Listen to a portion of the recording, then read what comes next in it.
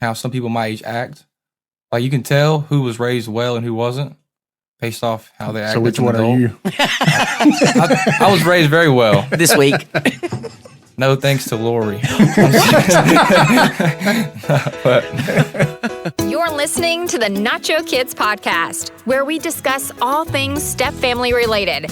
Real stories, real people, real help. Your hosts are the creators of the Nacho Kids Method and the Nacho Kids Academy Step Family Coaching Team, Lori and David Sims. Welcome to episode 246 of the Nacho Kids podcast. What's up, y'all? What's up?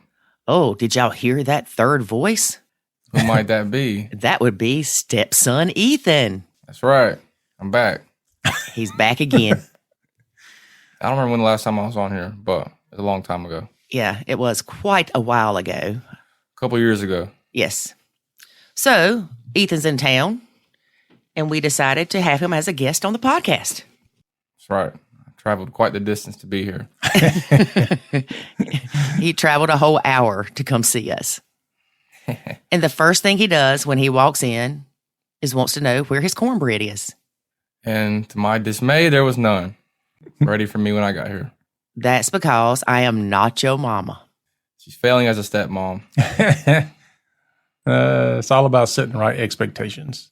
Yeah. My expectations were not met. Well, that's because I spoiled you and used to make cornbread. So I expect that. And now I don't get it. That's your fault. It's your fault. So let's see, Ethan, what all has happened since we talked to you last? You got out of the Air Force. That's right. That's right. You stayed with us for a little bit. Yeah. You moved to Georgia with your girlfriend. Mm-hmm. Y'all have a beautiful baby girl. Yeah, we do. We do. That loves her Lolo. Mm-hmm. And you moved back to Charlotte. Mm-hmm. Well, you and your girlfriend broke up, unfortunately. Yeah. This week. This week. Which, y'all, it broke my freaking heart. I am not kidding. It broke my heart.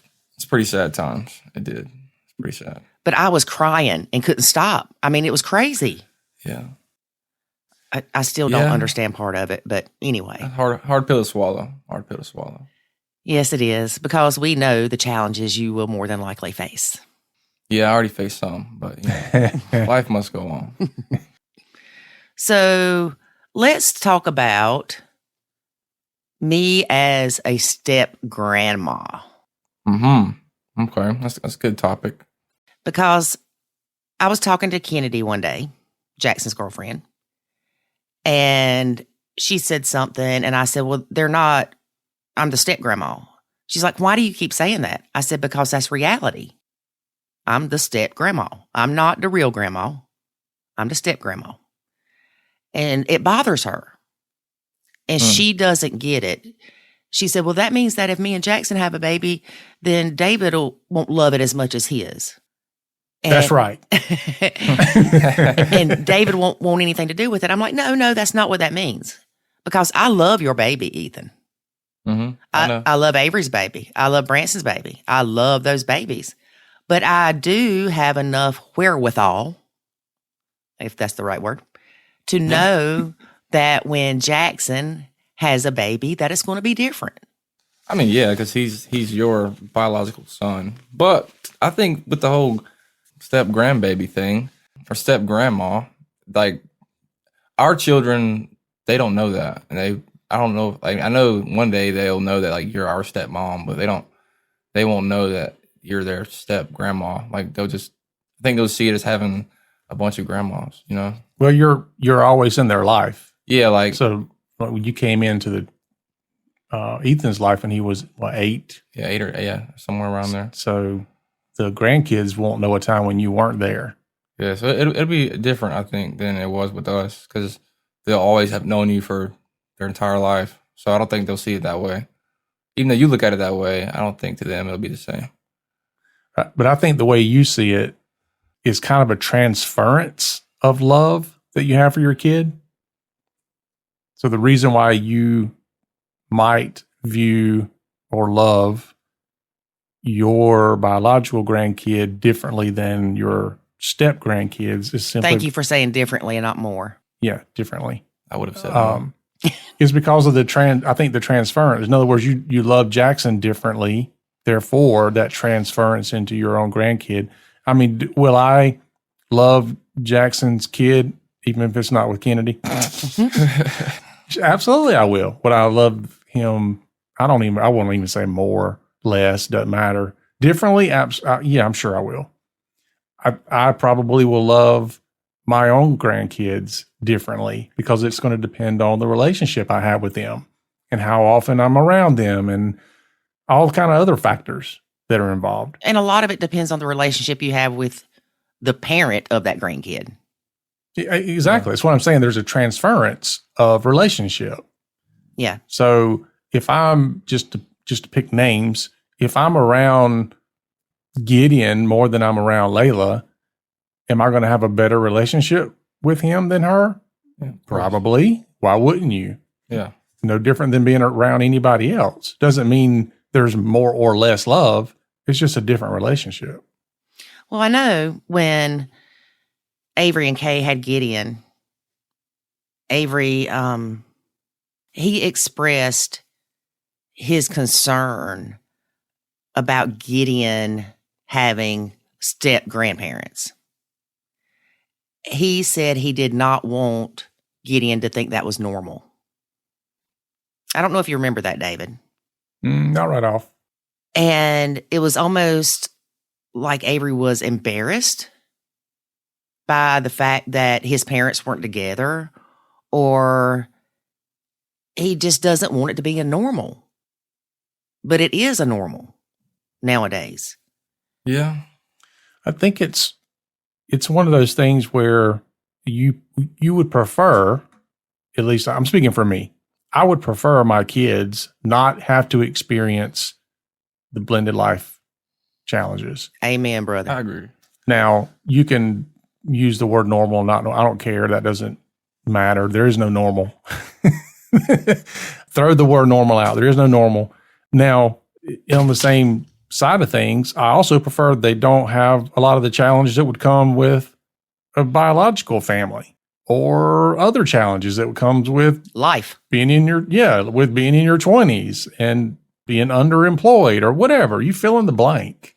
Like as a parent, I prefer that my kids not have to face some challenges that they have to face. And sometimes it's, as Ethan would put it, it's a hard pill to swallow to watch your kids go through things when you're like, oh man, I want to save them, but you can't. Well, you can, but it's really not good for them to do that. Right, because you're just enabling them at that point. You become a barrier or an obstacle to their growth. Oh. Yeah, I definitely agree with that. In the long run, it's better to push them out of the nest and hope that they fly. I'm glad you said that. Now get out. I agree with that. I mean, in the short term, you think helping them or getting them out of whatever hole that they're in is going to be beneficial, but to a degree, it becomes enabling after a certain period of time. So, Yeah, the word, this before my kids were older, even when other friends or family members would come along, it was always a challenge to understand where you draw the line between helping and harming. I'm taking the same action, but am I helping or am I harming? And of course, harming, there's a range to that, right? It's not like you're going to hurt them. You're just not allowing them to grow or to experience whatever they need to experience so they come out better. Right. mm-hmm. And that's hard. You and I were talking the other day about us helping somebody. And a couple of weeks after I say a couple of weeks, it may have been a couple of months, but shortly after we gifted them some money to help them out of a bind, they were posting on social media they were going on vacation. And although our gift did not come with Stipulations. with stipulations or expectations, it still makes you go, did I really help? Right. Yeah, because we hadn't been on vacation. Right. I know. I'm paying other people to go on vacation. Well, you feel like you do something out of the kindness of your heart to help somebody because you feel like they're struggling. Yeah. And then they go on vacation and you're thinking, were they even struggling? Yeah. Or as a recent, what is it? Everybody Loves Raymond. Yeah, yeah. Yeah. When he gave his brother some money, and his brother like, I'm going to Vegas now. And they're like, no, we thought you would use that money to live and buy food because you said you've been eating bologna sandwiches for a week. And Yeah. Or he said something like, we were trying to help you not have to be stressed about things. And he was like, a vacation would be helping me not to be stressed about things. But it's kind of a very similar thing that we're talking about. But the other thing too is, had they not posted that on social media, I would be none the wiser. And so it's a matter of knowledge. Now that I have the knowledge they did that, things are different. Whereas had I not had the knowledge they'd done that, but they did it anyway, I would be none the wiser. And so, but here's the question: if they ended up in a bind, quote again, we found out that they were in a similar situation to what they were in before, right? Would you be as quick to help? I would be as quick to help. However, my help would be different. You mean less? No, I mean different. So I guess my rule of thumb on things like this is, the first time you need help, I'm typically open to helping. Let's just say financial help, because that's the easiest to kind of talk about. Mm-hmm. First time you need financial help, if I'm able, I'll just give you the money. The second time you come to me with financial help, I'm not giving you the money. Now let's address the problem, because giving you the money didn't fix the problem. Right. So, because we saw your butt went on vacation. So now we need to have a bigger conversation about, it's kind of like, okay, you're hungry. I fed you. You come back, you're hungry again. Okay, now I need to teach you how to fish, for example. Mm-hmm. See what I'm saying? So now I'm going to sit down and we're going to say, how can we avoid you coming back a third time for the same thing? And it's not that you're hurting me by asking, you're hurting yourself by not learning. Right. Well, that's like when Avery came back from Japan and they needed somewhere to stay for housing. While they waited for housing, they stayed here for free. Mm-hmm. Ethan, you stayed here for free. That's right. When Branson comes out, guess what? He's staying here for free. Y'all get one free shot. Mm-hmm. I wasn't here that long. That doesn't matter. You've used your one free shot. You move back in for more than a week, guess what? You paying rent, buddy. All right. That's right. That's fair. I guess that's fair. Well, again, it's so hard to explain this to your kids, because you look at this as your house, and you should always look at this as your home. Somewhere that you can. First. That was your first. See? You're not paying rent, Lori. Yeah. Oh, yeah, I Lord. was here first. You don't pay rent. Yeah. She cost me. What's funny is Avery said the same thing to me when I told him he needed to do something. He's like, well, I was here first. Like, well, you left. Okay, you left. But the thing is, when y'all come back, there's so many facets to this, but when y'all come back and we're helping you, it shouldn't be to our financial detriment. Yeah. Meaning, if your moving back here is costing us a higher power bill, a higher grocery bill, higher water bill, all that stuff, that shouldn't, in my opinion, come out of our pocket. No. Because you're an adult, right? Mm-hmm. But at the same time, that could give you the I'm a roommate mentality because I'm paying you rent, right? Yeah. But when you come back to your home after you've left, we look at it as you're a guest more so than the kids back home. Yeah. So you come in and you have that mentality of, this is my house still. This is still my home. I'm going to leave my dirty clothes here. I'm going to do this. I'm going to leave dirty water bottles upstairs or empty water bottles upstairs. I'm going to not change the sheets when I leave, Ethan. I'm going to do all this stuff because there is that conflict of, are you a guest or is it your home? And so I can see where a lot of people struggle with that, even the kids, because all of a sudden we're telling you, no, you can't do that. And you're like, well, what the crap? I did it when I lived here from before. Yeah, well, dynamic changes for sure. You get older, more responsibilities. Yeah. And you, Ethan, are so blessed to have a relationship with me where I call you out on everything. Yeah.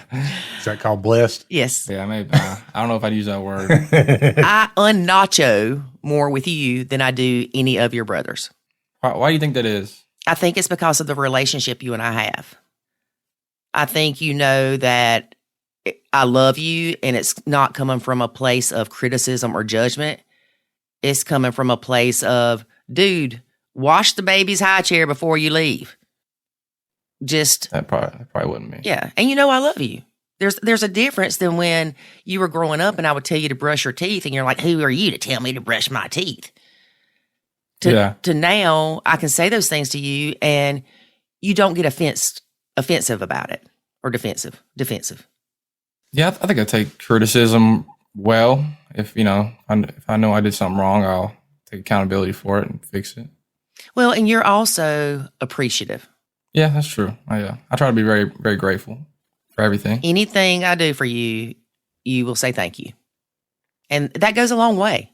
I've been told that. A couple times. Mm-hmm.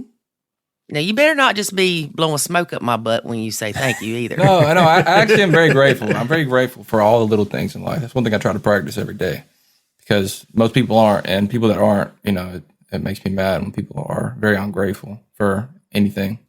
Well, A lot of people don't realize how good they have it. yeah.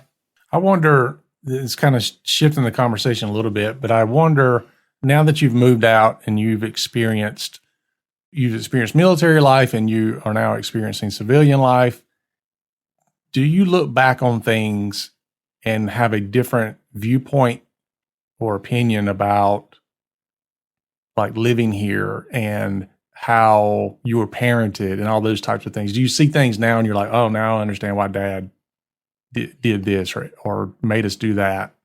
Oh yeah, 100%. And I appreciate it more whenever I see people my age, how some people my age act. Like, you can tell who was raised well and who wasn't based off how they act. So which one are you? I was raised very well. This week. No thanks to Lori. but yeah, I think I was raised very well. And I even like something like whenever you get spanked, your parents like, it hurts me more than it hurts you. And I'm like, no, it doesn't. But then, even though I'm a dad now, but even before I was a dad, I was like, I understand that, because of course it hurts you a lot, because you don't want to hurt your kid, but it must be done. And then even like whatever, any type of lessons that you learn that your parents tell you that when you're younger it doesn't make sense, you think it's stupid. When you get older and you're an adult, you start to understand it more, and you're very grateful for it. I'm very grateful for the way I was raised. I think I was raised very well. I wouldn't change a thing about it. And especially when I see kids or people my age, I'm like, dude, like, I don't, some people, I don't understand how they make it through life the way that they do. So do you have an opinion as to whether or not going through the blended family experience thus far, do you have an opinion as to whether or not you feel like it enriched your life, or there were hurdles that you had to deal with and maybe still deal with? Kind of, what is your viewpoint on that at this point in your life? Well, of course, there was hurdles, and ideally for anybody, everybody wants to, be a happy family forever, no divorce, no switching of the parents and all that. But that's life. Everybody goes through hardships, and that's just one of them that we had to go through. So I'm grateful for everything that happened, because it made me who I am today. So I'm not going to say I wish it was any different, because if it was, I wouldn't be who I am, and I'm pretty happy with who I am. So it was hard. Of course, it's hard for a while. Then you learn things along the way, but I'm grateful for Lori and Jackson. As much as I wasn't for a while, I am now. But, I wouldn't change it. I think it was good that we have that and that we went through that. But even if it wasn't that, it'd always be something. It'd be something else. Everybody goes through something hard in life eventually. So if it wasn't that, it would have been something else. So I'm grateful that it was that and not something much worse. When you were little, you and I probably butted heads more than anybody. Maybe so. It's pretty confrontation. Yeah, I remember the Yoo-hoo incident. Yoo-hoo gate. Yeah, I remember that. You standing up at the top of the stairs, bucking your chest out up at me, and I'm thinking, I'm about to whoop this little boy's beep. And then Branson jumps in, Yeah. So, I mean, we did have some hard times. And I remember when you were little, you weren't just, let's see, what word can I use? I don't want to use hellion because you weren't a hellion. But out of all the kids, we joked that you would be the one that would end up in jail, getting somebody pregnant by the time that you're 16. You were the bad kid, right? Yeah, I was pretty bad. So just a wild child. The wild child. There we go. There we go. pretty That bad. sounds better. Because you weren't a bad kid. None of y'all were bad kids. In respect to how we know how some kids are. And yes, I'm referring to myself as a child. But anyway. If Ethan were a dog, he would be a Belgian Malinois. Yes. Yes. 100%. 100%. And Branson would be a pug. But anyway. So, growing up, we just always thought you're this wild child. And I remember when you were in the Air Force and you were running one day and you were telling me that you listened to this motivational stuff. And we were getting ready to go to a step family conference. I think it was our first one. And I was so nervous because I'm an introvert. I know that's hard to believe, but I am an introvert. I don't like public speaking. I don't like being the center of attention. And so it was really hard for me. And you were telling me these podcast things to listen to, and you were encouraging me. Like you were my little motivational speaker. And I remember thinking, who would have ever thought that, number one, this child would listen to anything worth listening to? Because you used to make fun of me for reading. I still don't like reading. But you were motivating me. Mm-hmm. But then as I'm talking about that, I remember when we used to all do P90X in the living room. And you and Branson would be like, come on, Lori, you can do it. One more. Y'all were my cheerleaders. Yeah. And y'all have still been, you and Branson both, still been our cheerleaders with this Nacho Kids stuff. Mm-hmm. And I'm so impressed with you and how you handle adversity. Sometimes I think you're off the chain with it, meaning that you need to, let things affect you a little more. But you roll with the punches, man. You get kicked down and you get right back up. You don't let it stop you. You don't sit there and mope and dwell and woe is me. You're just like, I'm going to get through this. This is a phase. I'm going to get through this. I've got this goal. I'm going to keep going. Yeah, for sure. So you really impressed me, wild child. You're still a wild child in a lot of ways, but we won't discuss that on this podcast. Yeah, only in some ways. Mm-hmm. But yeah, well, a big thing to that, like I'm a pretty maybe delusional optimist. I've always been. You're delusional. Two things I may be, but two things I've always believed that have, kept me going is that everything happens the way it's supposed to, and everything works out in my favor. It's two things that I believe heavily. So whatever happens, if something bad happens or good happens, I'm like, well, it happened the way it's supposed to, and it's gonna work out in my favor. So I'm not gonna worry about it. I like maybe that. sometimes I'm too nonchalant sometimes, but I just believe in those two things. And then, of course, God will never give you anything you can't handle. That the Bible does not say that, son. Well, I believe that. I know that nothing will be given to me that I cannot handle. So I handle it in one way or another. I know I'll get through it and I'll figure it out. Well, so I just believe those things. Yeah, I mean, to his point, one of the things people sometimes say is, I can't stand such and such. Well, the fact that you're there and you're alive means you are standing it. Yeah. So the only other alternative is death. Mm-hmm. At that point, you can't stand it. But anything other than that, you are actually standing it. Yeah. I've never worried about you mentally. Yeah. Because you do have that attitude. And you may not have liked the Air Force. You might not have liked some of the things you had to do. But you're not a complainer. Yeah. I don't like to complain. I don't like whiner babies. The rest of the family picks that up for you, so it's covered. But you're really not a complainer. And I don't, thinking back. Gets that from his dad. Yeah, please. BS. But I don't even remember as a child you being a real complainer. Yeah, true. It's almost like you just, and I hate this phrase, it is what it is, but I hate that phrase. But it's good to see you be that way because I've never had to worry about you like, is he okay mentally? Mm-hmm. Because you're honestly probably one of the strongest people mentally that I know. And Jackson's a lot like that too, actually. Because things that I would think would bother him, I'll say, well, it's okay to be disappointed or it's okay to be upset. He's like, I'm not. I'm like, that's good. And I'm thinking, how can you not be? Because I would be if I were you. But I think maybe you and him both have lower expectations than a lot of people because you don't set yourself up for disappointment. Does that make sense? Part of it is the default mentality of a dude. Oh. Well, that's not necessarily true because I can look at other people and be like, no. Not every dude, but you know. Yeah. Well, you need to question their dude card. Yeah. Make them show it to you. Take it away. Yeah.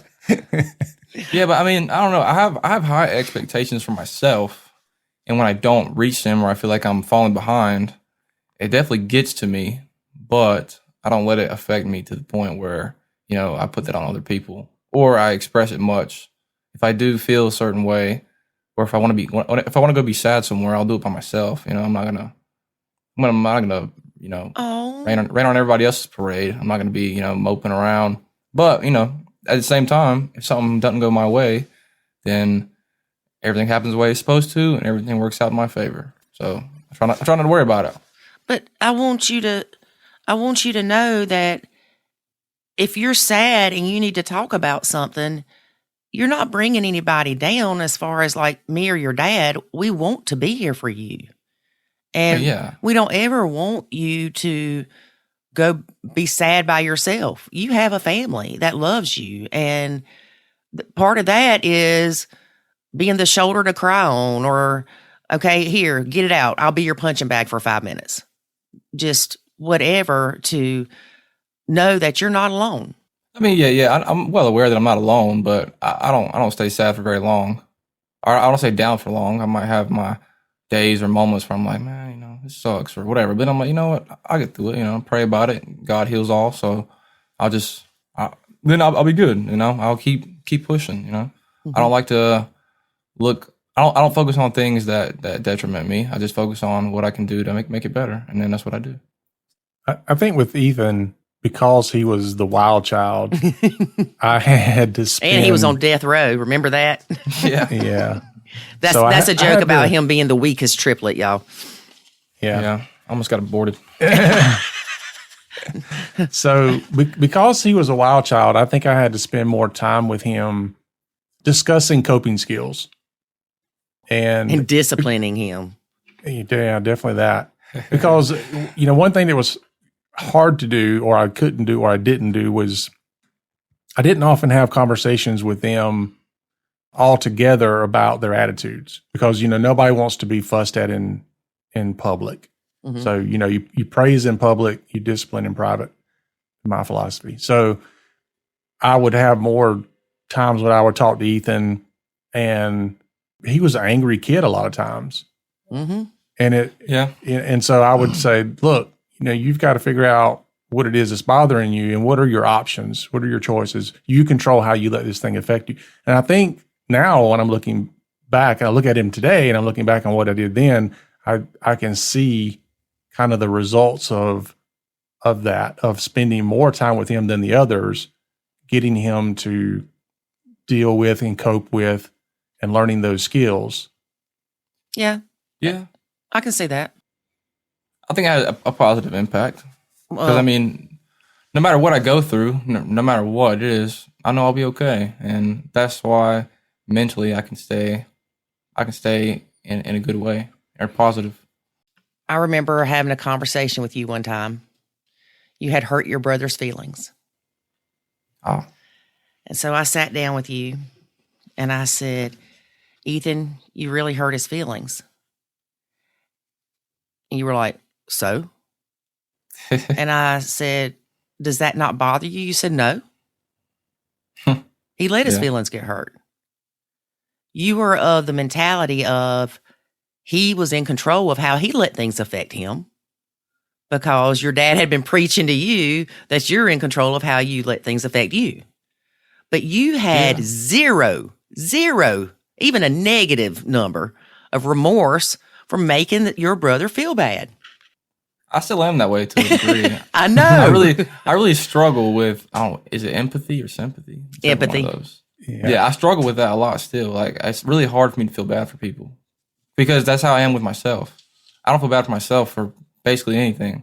So when other people have, certain things they're going through, unless it's something really, really bad, and I don't feel bad for them. And it's hard for me to feel bad for people about most of anything. Maybe that's a good thing or a bad thing. I don't know. But Well, I think, and I want to clarify this, and I may be speaking for you, so correct me if I'm wrong, but if like you said, it depends on how bad it is. You're not going to feel bad for somebody if they lost their job when you knew that they called out sick all the time. yeah, You're not going to feel bad for somebody that their car breaks down because they didn't do the maintenance on it. yeah, But you would feel bad for someone and have empathy for someone if they had a terminal illness.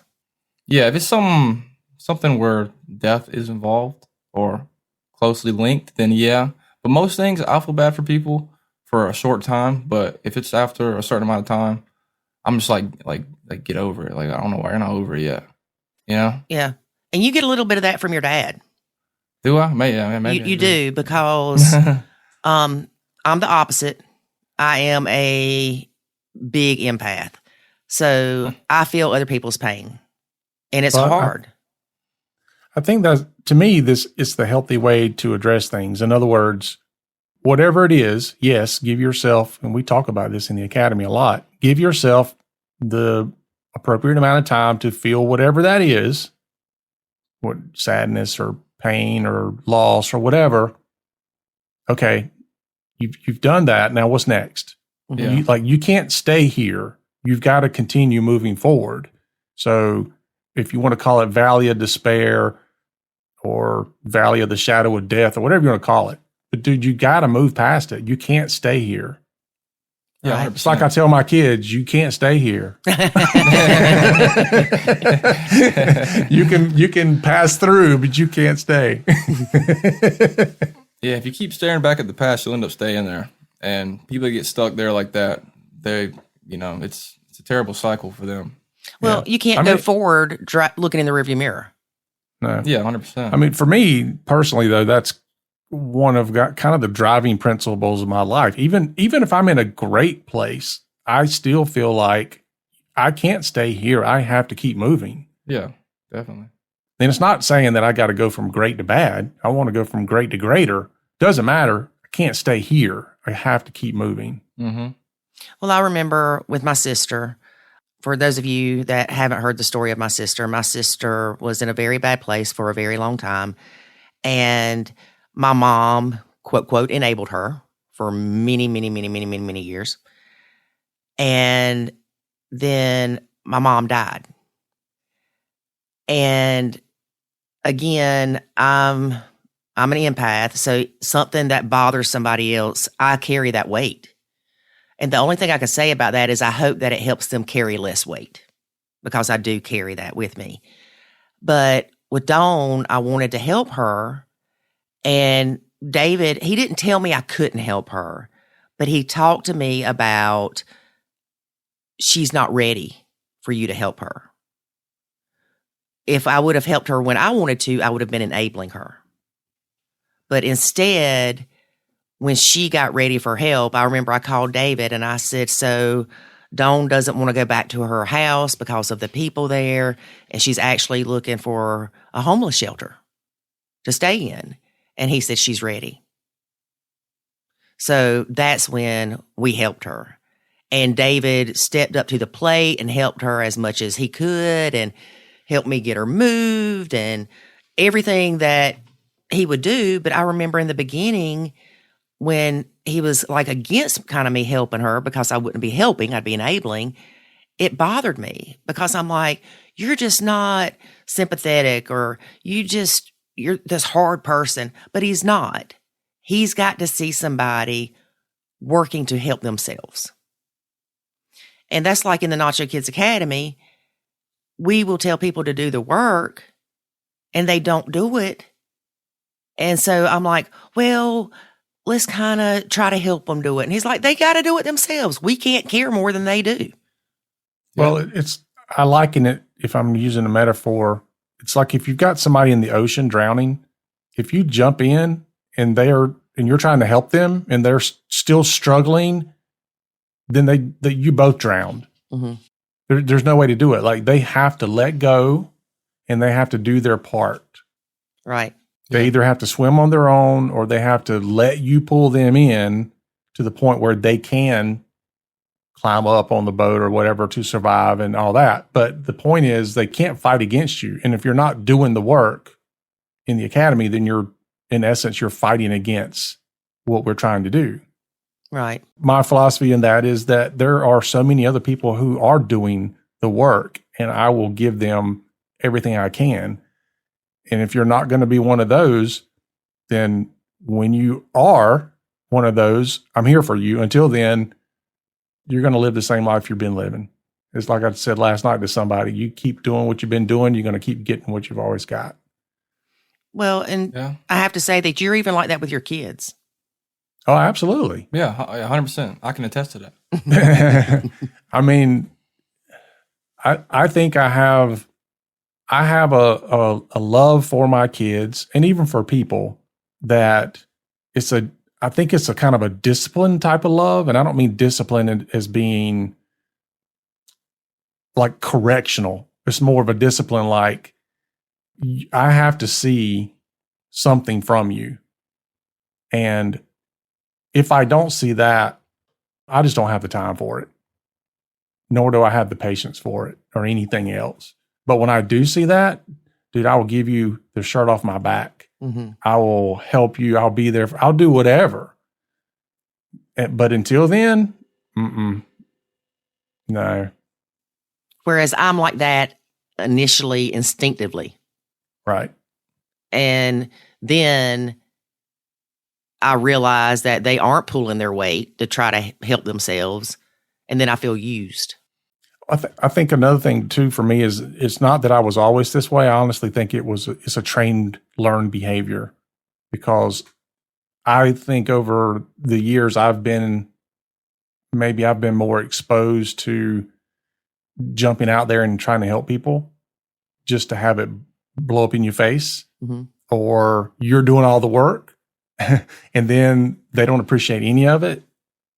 And I did that even in law enforcement. I would try to help people I had arrested, taking them to jail. And I'm like trying to talk them through how to improve their life. And to see that fail so many times, because people will fail you often, that it just gave me a different outlook on when to help people. Not to help people, but when to help people. Yeah. Right. So, Ethan, I want to go back to you being a dad now and me being a step grandma. All right. The blend still has challenges because of that. So, you didn't have sweet cheeks on Christmas. Yeah.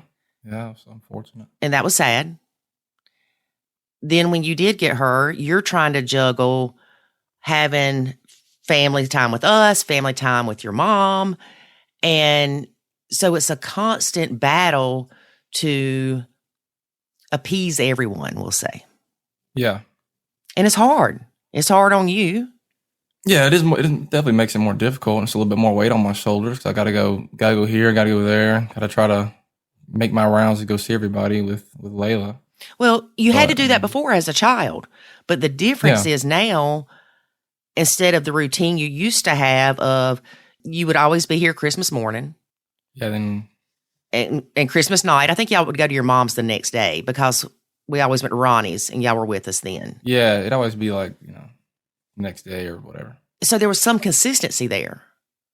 Well, Mhm. now you can still do those things, but you have to try to tailor it around when you have your baby girl. Yeah, that's true.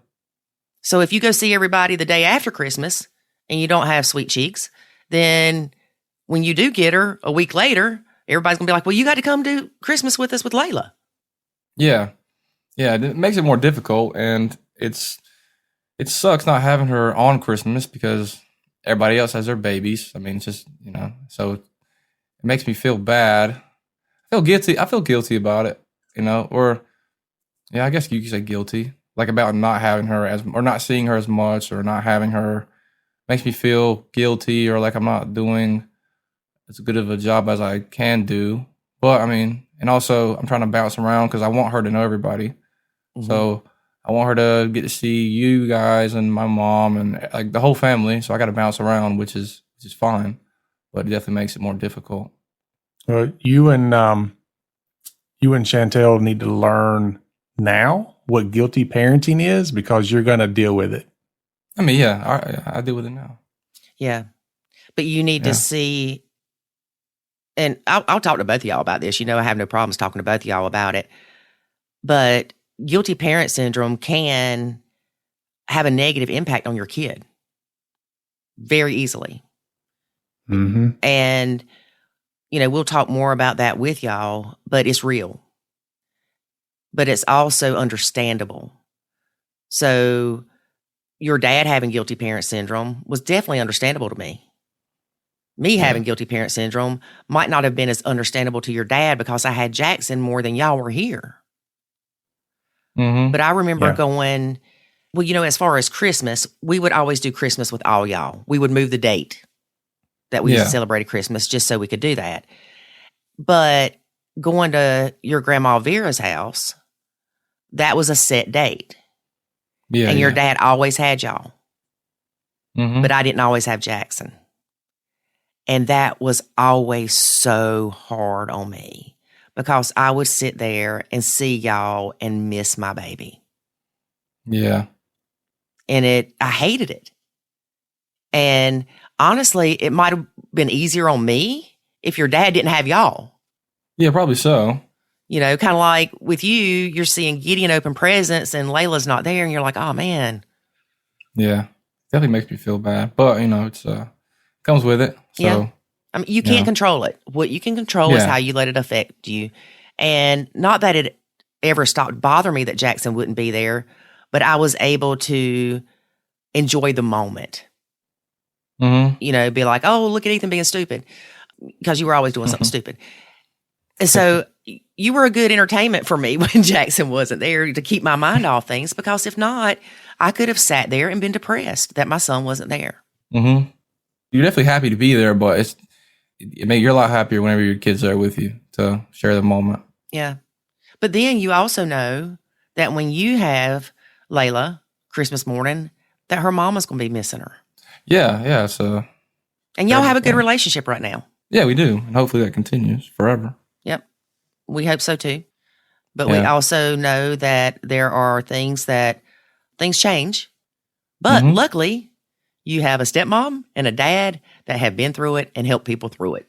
Yeah, that's true. So y'all have the best resource in the world. You and Chantel both have the best resource for dealing with this blended crap.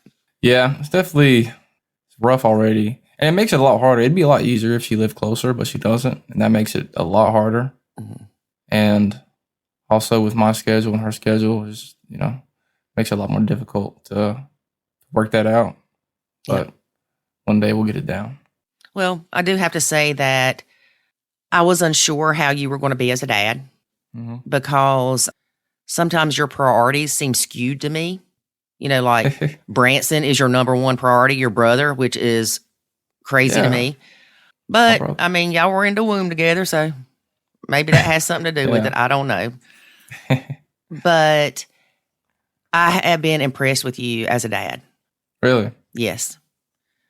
To see you light up when you are holding that little girl it's just awesome. And to see you get up at 6 o'clock in the morning, drive 4 hours or 2.5 hours to go pick her up and bring her back before you go to work or drop her off, whatever it is. I've really been impressed with you as a dad. I appreciate that. I don't know if everybody knows, but did not expect or plan to have a child at this age, but I did.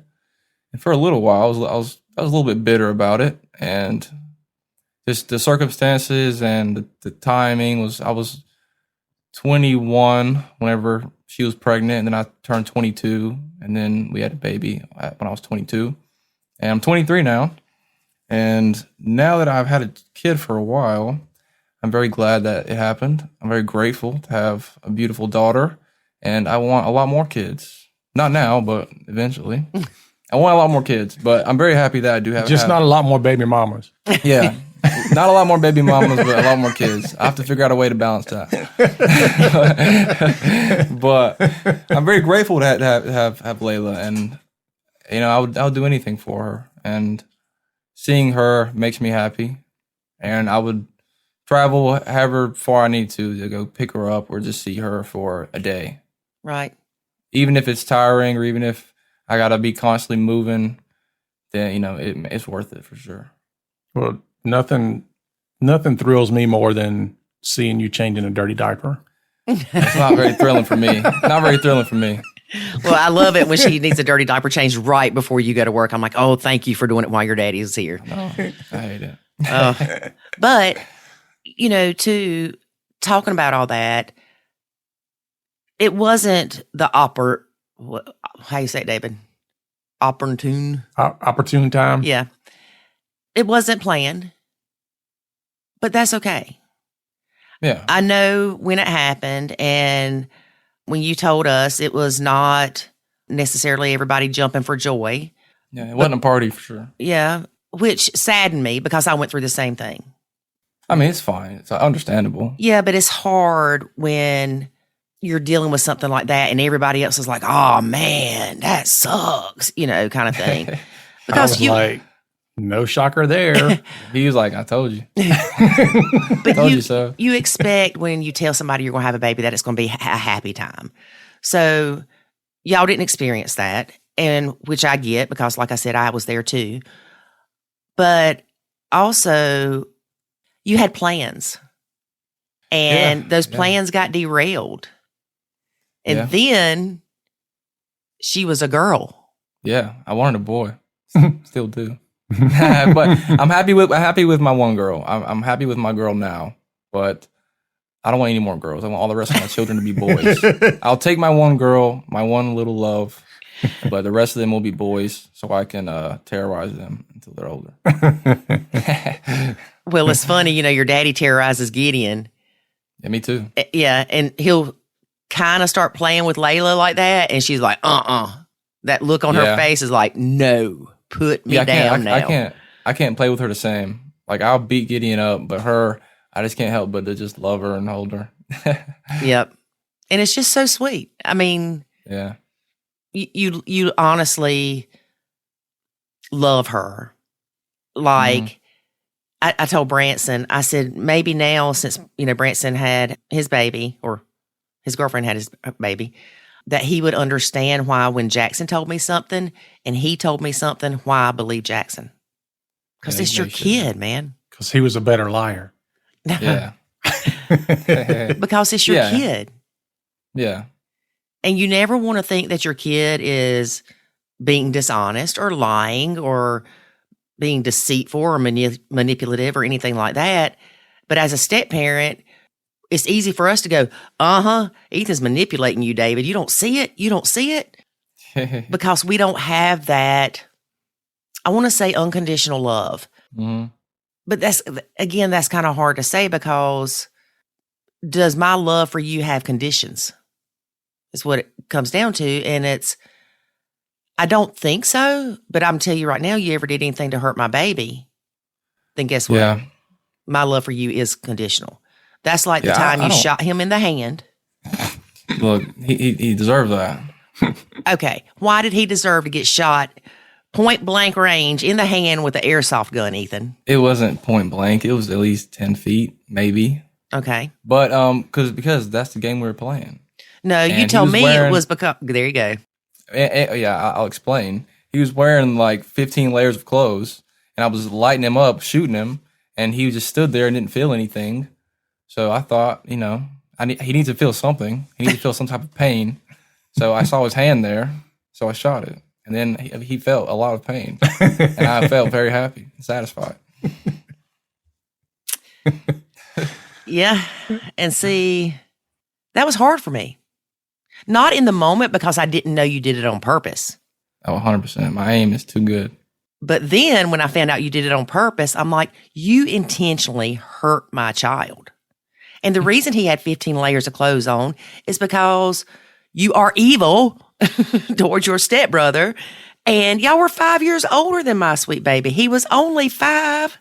You got to learn the hard way. Well, he learned. But boy, Yeah. whew, it was kind of hard for me to look past that with you. But at the same time, we talk about this in the academy, that when I would step in or your dad would step in and keep you from fighting with Jackson, it created a separation with y'all. Because it was your dad saying, don't just leave him alone, just leave him alone. And you always got in trouble. Yeah. So by me letting Jackson, quote, quote, fight his own battles with y'all, it allowed y'all to create a better relationship and have that sibling type bond. Yeah. Jackson was a whiner baby for a while. He was not a whiner baby. If we ever touched him, he would just cry and we get in trouble. That's not And true. Perspective. Your perspective is skewed. But yeah, that changed eventually though. He became cool after a certain amount of time. Yeah. Well, I think there was a different level of acceptance when things would happen. For example, my kids would be hitting on each other, and I would let them go to the point where somebody was either screaming or, it just got too Out of control. Violent. Yeah. It was like, okay, we're not punching each other in the face. That's too far. We did that a lot. Did that a lot. And I recall at least one time where Lori's like, you need to go up there. They're beating the crap out of each other. And, that's when I stepped in. But other than that, I'm like, dude, you're going to be boys. You're going to act that way. I'm okay with it to a certain point. But when Jackson was involved, I was not okay with it very much at all, mostly because you weren't okay with it. No. And you're going to jump in there and you're going to say something or do something or whatever. And it ended up being a fight between me and you because of it. So that's, I think for me, that was my motivation. Like, I want to avoid a problem in my relationship with Lori. Therefore, leave Jackson alone. Right. Whereas I wanted to protect my baby because y'all were like a little gang running around. Yeah, maybe a little bit. Traumatizing my child. But I am glad that you and Jackson have a relationship now. Yeah. I love Jackson now. I know. Yeah, And it makes me Jackson's happy. cool now. Yeah. I don't know when that shifted, but whenever we got a little bit older, we all started to like Jackson. We're like, you know what? Jackson's not that bad. I kind of like him now. Yeah, I remember y'all telling me one time. Of course, I didn't find out stuff till way after the fact. But I remember y'all telling me one time that he fell on his bike handles or something. And so y'all drug him to Mama's in that little hut-like thing and made him stay there till he quit crying because you didn't want him to come home. Yeah. I remember one time at school, I don't know if you remember this or if you ever heard about it at all, but it was like after school, in the after school care or whatever. We're all on the playground.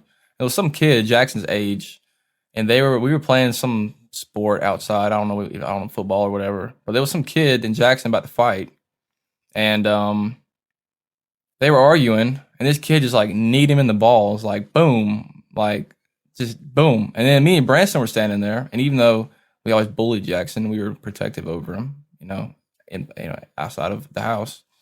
So the kid like kneed him in the balls, and he was like, oh. And then the kid grabbed him and lifted his hand up like he was about to punch him. And as soon as he lifted his hand up, I came up behind him and I grabbed his arm and I pulled him back. And right when I pulled him back, Branson ran up and grabbed his other arm and like lifted him off the ground and threw him on the ground. And me and Branson both were about to beat this kid up. He was Jackson's age. So he's like 5 years younger than us. We were about to beat him up. Then the teacher came. And poor Jackson was like on the ground because he got kneed in the balls. But yeah, we were about to beat that kid up. He's way younger than us, but we didn't really care. Well, I appreciate that. I do know that it's almost like that thing of you can call him a brat and you can beat him up, but can't nobody else. Yeah. Yeah. Of course. That's like when we went to the Whitewater Rafting Center and did the ropes course. Mm-hmm. And Jackson was in front of Branson, and Branson got off, and he's like, I was a nervous wreck. I was afraid he was going to fall and he was going to get hurt. And I was like, he loves my baby. Yeah. Yeah. Yeah. There definitely was that. Even though we bullied him and all that, there definitely was that love there. You wasn't going to let anybody else do it. That's right. 100%. Yep. So, what advice would you give our listeners if they have a child, a bio kid, and they have a step kid that just can't seem to get along? Because you were there. Yeah, I was there for sure. What advice would you give them about how to handle that? Well, I think you need to figure out why they don't get along. And if you can't seem to, because I can only speak from my experience. And with our experience with Jackson, we just didn't like him. We felt like he lied all the time. He was too soft, or he didn't play like how we did. I mean, he was a lot younger as well, but and an only child. So like he wasn't like us, or he wasn't. It was a sleepy song. Admit it. Yeah, that was kind of annoying, but it was weird to say the least. But like we couldn't play with him like we played with each other because we played rough. His dad played rough with us, and Jackson wanted to play with y'all so bad. Yeah, he did. And he's always referred to y'all as the brothers. Yeah. I wonder if you looked at Jackson as being, Lori's son. So whatever relationship you had with Lori, like when you were mad at Lori or you didn't like her or you wanted her to be gone, whatever, that you looked at Jackson through that lens. Yeah. Well, yeah, a little bit. Yeah, we were bitter towards Lori and then also bitter toward Jackson as an extension of that. But I do think, though, like the more unsupervised time we spent with Jackson, like I think the better we got along. Like I think, you bond with people more when you go through something together. And even though because whenever, we couldn't ever do anything with Jackson because we didn't want to hurt him or we didn't want him to cry or go tell Lori and then we get in trouble. But then whenever we were by ourselves and there was nobody there, if something happened, we could just be like, look, dude, calm down. Like, it's okay. Don't worry. I think the more time we spend together unsupervised and not have to worry about any external people being involved, the more we bonded in a sense. Right, because when I jumped in, it messed things up. Yeah. Yeah. And it was hard for me not to jump in. Yeah. So maybe more alone time, but also, it depends on if it's a boy or a girl or in the age gap. There's a lot of factors that play into why they might not be getting along, but well, I think a lot of it is letting those relationships form naturally. Yeah. It could be too much parental intervention. Yep. And not trying to force it. Yeah. Try to find things that maybe y'all have in common. Like y'all all love playing airsoft. Yeah. So that was something that y'all could all do. And I surely, to goodness, wasn't getting out there doing it. Yeah. And it allowed y'all to be a little responsible as older brothers. Yeah, definitely. I think Jackson, and I'd have to clarify, but I'm pretty sure that when he's asked if he has any brothers, he'll say, yeah. He doesn't refer to y'all as stepbrothers because y'all been in his whole life as far as he remembers. Yeah, when people ask me, when people ask me now how many brothers I have, I say 4. Yep. That makes my heart so happy. Yeah. You have no idea. And if they ask for the details, I'll say, I got a stepbrother. He's, 5 years younger, whatever. But off the bat, I'll just say I have 4. Yeah. Yeah. Well, I've noticed even with Jackson, if we're somewhere and somebody like refers to me as his dad, he doesn't even correct them. Mm-mm. You know, Yeah. like I don't correct them if they're referring to him as my son. Yeah, it's too much work. Too much work. Yeah. Well, that's like the lady at the, remember when I went to go help Avery get that U-Haul truck? Mm-hmm. And I just left it that he was my kid because she kept saying, your mom, your mom. And then I'm like, I feel like I lied to this woman. But she just would not stop, Ethan. She was like, oh, your mom's so great. And your mom this, maybe your mom that. And she's your son this. And it's just like, she just kept on saying it. It's probably, I just noticed it more because I wasn't used to Avery being referred to as my son. But Yeah. every time she'd say your mom or your son, me and Avery would look at each other like, no, not my mom, not my son. Yeah. Of all people, I'm surprised Avery didn't say something. Yeah. No, he's the one that would. He'd be like, that's not my mom. Yeah, What's wrong because, with you, lady? Yeah. even when I hold Layla, Avery will say, give her here. You're not blood. Yeah. Yeah. Avery likes pushing buttons like your dad. Mm-hmm. Yeah. He does do that for sure. No Yep. filter. But I know when, I will say this, I know when you and Chantel broke up, Kay and Avery were here. And I mean, y'all, I was a hot mess. I could not quit crying. And then I'd go to the laundry room and see little Sweet Cheeks Yeah. bathing suit, and I'd just cry more. And Avery said, you do have another grandkid. That is the first time that he did not put step anywhere in there or act like I was any different than anybody else. Maybe you need to cry in front of Avery a little more. Maybe that's Maybe what more it is. vulnerable. Maybe he's got a sensitive side we don't know about. Maybe so. Maybe. All right, Yeah, David. but I mean, Oh, go ahead. I'll go ahead. Go ahead. No, go ahead. Oh, I was gonna say, yeah. I mean, that was that was a rough time, but I think we've managed to work it out pretty well, but still spending a decent amount of time with Layla. I still want y'all that's back just- together, but Maybe one day. Maybe one day. never know. Stranger things have Yeah, you happened, never huh? know. Indeed, they have.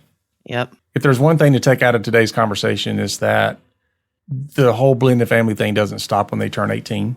That's right. The challenges are different, but they are not gone. It's like anything in life. You go through different phases of life, and some have different challenges than others. But if you're in a blended family, your blended family challenges will always be there. They'll just be different. So now we're dealing with the challenges of, being blended step grandparents and what that looks like. And how are we going to have to potentially coach our own kids on how to navigate some of these things? And so it's just a lot there. So when step parents particularly look at kids and they go, when they turn 18 and all this is going to be over, I'm like, no. Yeah, they got a clock on their phone, a countdown. Yeah, no. I mean, we have people join the academy that their stepkids are in their late 20s, 30s, sometimes 40s even. The stepkids are. And I'm not trying to cause people to go into a panic mode and like this is never going to end. But if you learn how to navigate it and you learn how to successfully work with it and work on it, it doesn't become something you dread. Yeah. Yeah, I will say from a stepkid perspective, it gets better and it gets easier from a stepkid's perspective. And I will say that from where we were to where we are now, we've come a long way. I agree. We have very long way. Yep. And I am thankful to be your stepmother. I'm thankful to be your stepson, even though you did not make my cornbread. I will let it slide just this once. You remember that time you wrote it on an index card? Yeah. You put, what to do in front of a Yeah. Jiffy cornbread box on the stove. And I put that in my Facebook group and people went crazy. How dare he? I mean, but what was so funny is when I saw it, I just laughed because you and I have always had this picking kind of relationship. Well, once we could get along. And so, I mean, these people were going crazy about it. And I just laughed because I'm like, yeah, if you would have done that when we were in a bad spot, I probably would have had the same reaction. Yeah. Well, when you don't have context, because that's what you did, you posted something without context. people look at it through the lens of whatever they're going through, Yeah. and they apply whatever context they want to that. Yeah. Yeah. And so that's how they're responding. Yeah. I don't think it's very controversial. I think basic instructions. Yeah. Mhm. But Yeah. Well, I do think, I know we need to wrap up, so this is the last thing I'll say, but I do think that because of our struggles, we have a deeper bond and deeper relationship. I know I do with Lori. I have a different respect for her than I would had we not gone through these things. Mm. So I can now look back, not that I ever want to go through it again, but I can certainly look back and I appreciate it. Yeah, definitely. I agree with that. So, all you listeners, if you are struggling in your blend, there's hope. You're not alone. There is hope. We've got the Nacho Kids Academy. And, we are living proof that you can go from you-hoot gate to happiness. That is true. There is light at the end of the tunnel. And it's not an How to get oncoming train. That's right. Just True takes a little bit of cornbread. All right. So, I guess I need to go make Ethan some cornbread for being a guest on our podcast. That's right. That's right. Yeah. All right, folks. Thanks for listening. We appreciate it. Be sure to share this out and leave us a review. We appreciate it. Just go over there and take a minute to leave a little click, put some 5 stars on there, and talk about how awesome that you are and we are. How about Indeed. And 'Cause how you're doing awesome, the work. Yeah, how awesome Ethan is. That's right. Yeah. That's right. Leave a review. 5 stars. that? That's right. Ethan, have you left a review? I have not. Because I have not gotten my cornbread yet. Until then, no review from me. But all the listeners out there, leave a good review. And maybe one day you will get cornbread as well. We'll send you a box of cornbread. Yeah. A box of Jiffy cornbread. Yeah. All right.